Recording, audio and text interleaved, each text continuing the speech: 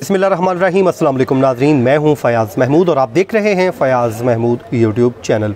नाज़रीन, इस वक्त मैं F8 कचहरी में मौजूद हूं और अब से चंद मिनट पहले नूर मुक़द्दम कत्ल केस की समाअत मुलतवी हुई है। बुध तक इस केस को एडजर्न कर दिया गया है और मजमूई तौर पे आज 3 इसमें गवाहों के बयानात कलमबंद किए गए और उसमें जो चीज़ें कुछ सामने आई हैं वो इस वीडियो में मैं आपके साथ शेयर करूंगा। और बुनियादी तौर पे आज का जो हमारा वीलॉग है रूटीन से हट के थोड़ा सा इसका दौरानिया जो है वो तवील होगा।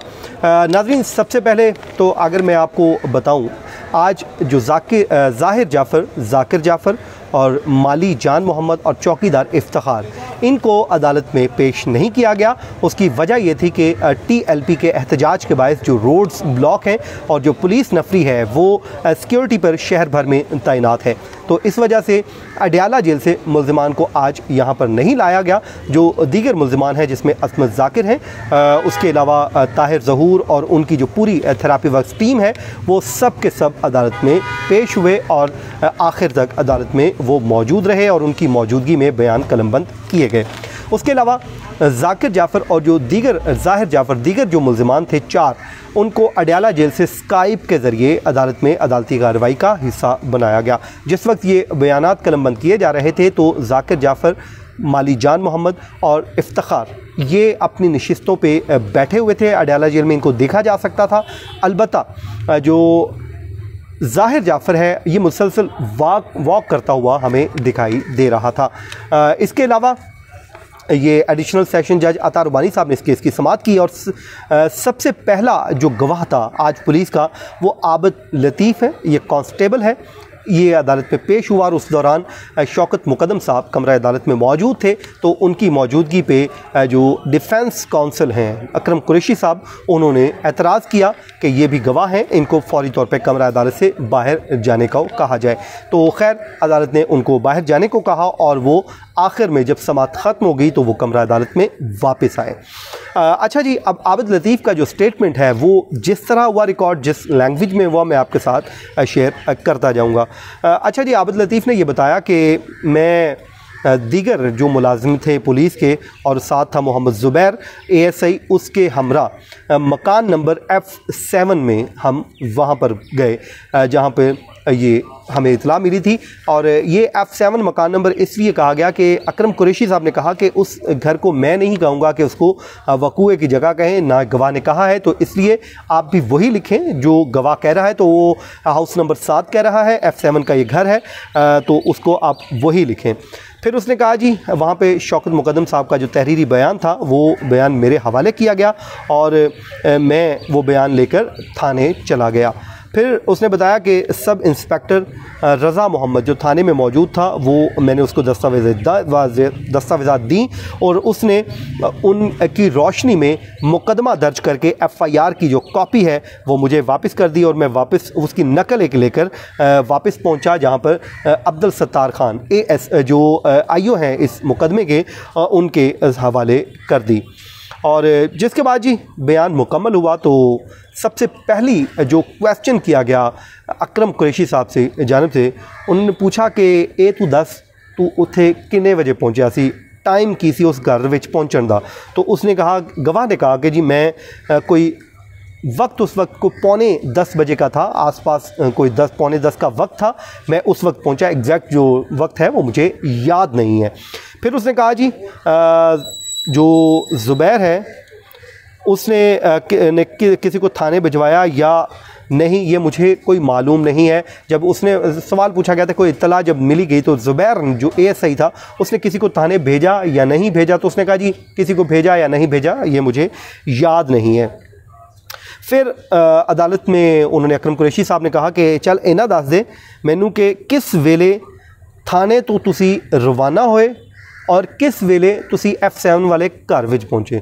तो आबिद ने कहा कि मुझे ये नहीं याद, मैं तो उस वक्त फील्ड में थे, हम उस टाइम हम गश्त कर रहे थे जब कॉल आई। खैर इस पे वो समझ गया, तो उसने कहा तकरीबन हमें इस पूरे दौरानिए के जब हम बाहर फिर रहे थे, जब ये इत्तला मिली तो तकरीबन हमें आधा या पौना घंटा, उसने कहा ये 20-25 मिनट 30 मिनट का टाइम लगा होगा थाने से निकलने के बाद, जिस जगह पे हम थे जहाँ पे फिर इत्तला आई, और वहाँ से फिर हम जो है F7 वाले घर पे पहुँचे।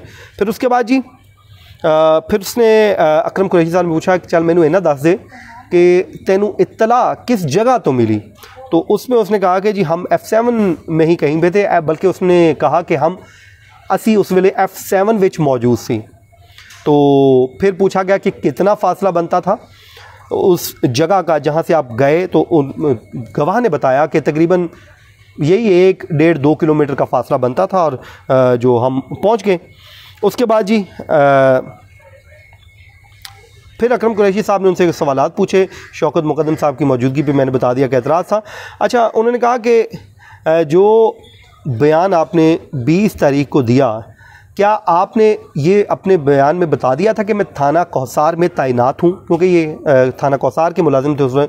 तो उसने कहा जी जिस दिन जो तारीख विच ये बयान हुआ, मैंने बता दिया था कि मैं थाना कौसार में होता हूँ। फिर अकरम कुरैशी साहब ने पूछा कि 20 तारीख को आप किस वक्त गए उस मकान के ऊपर जहाँ पे आपने जाना था।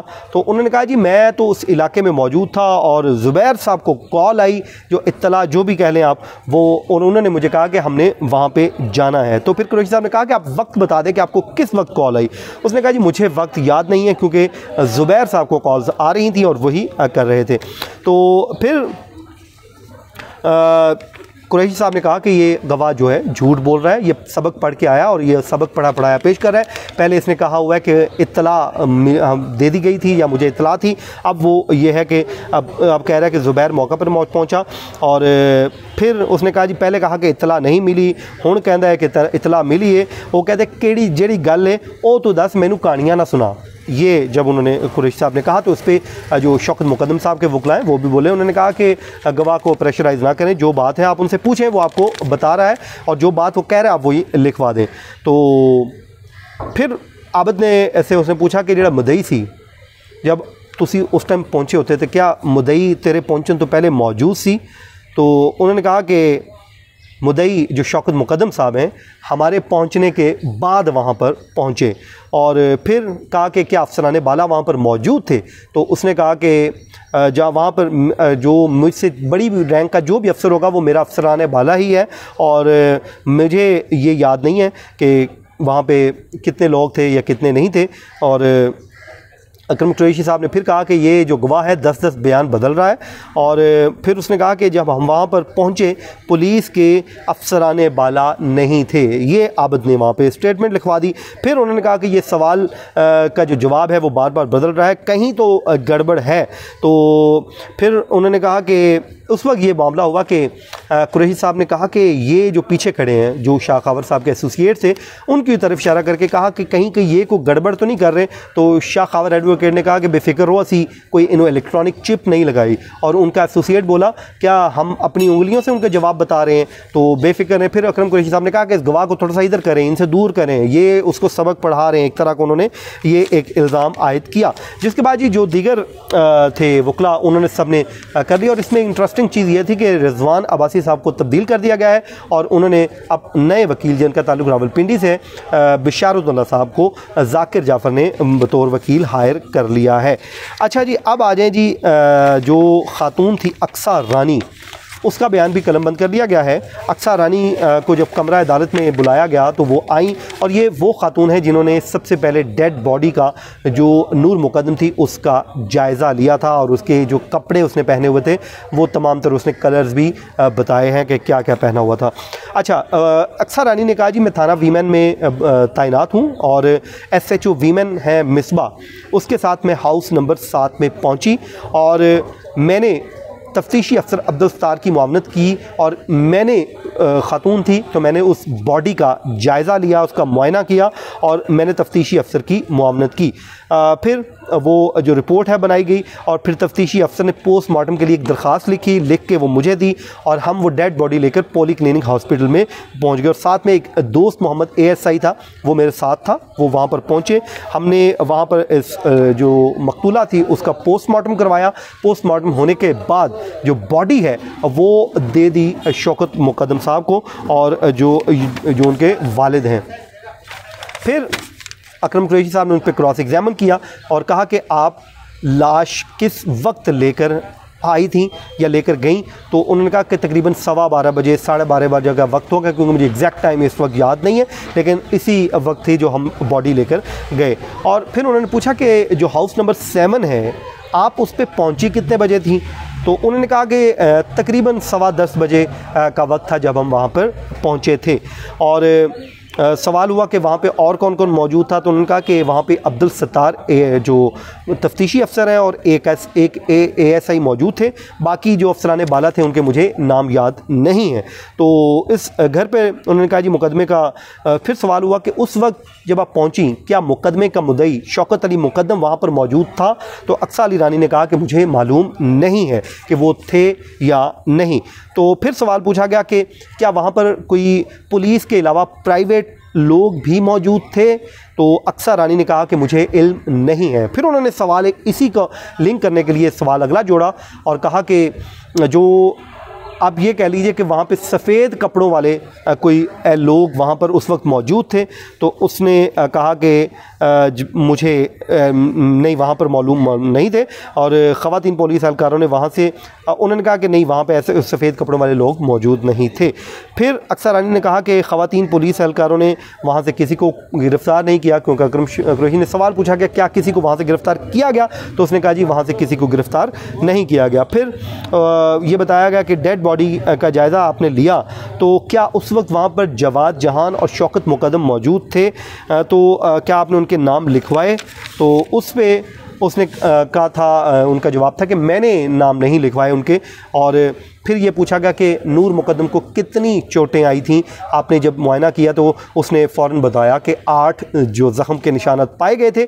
फिर पूछा गया कि किस किस जगह पर निशानात पाए गए, तो उसने बताया कि जो 4 जो निशान थे छाती के बाएं तरफ पाए गए और 3 निशान दाएं कान के नीचे और 1 माथे पे निशान था। जिसके बाद जी बाकी वकला ने अडॉप्ट कर लिया। और इसमें एक और जो गवाह हैं बशारत अली, उसका मैं बयान आपके बाद शेयर करूंगा, बड़ा एक्सक्लूसिवली है वो, इंशाल्लाह बाद में करते हैं। तो ये था नाज़रीन आज का हमारा वीलॉग, अपनी दुआओं में याद रखिए। मुझे दीजिए इजाज़त, अल्लाह हाफ़िज़।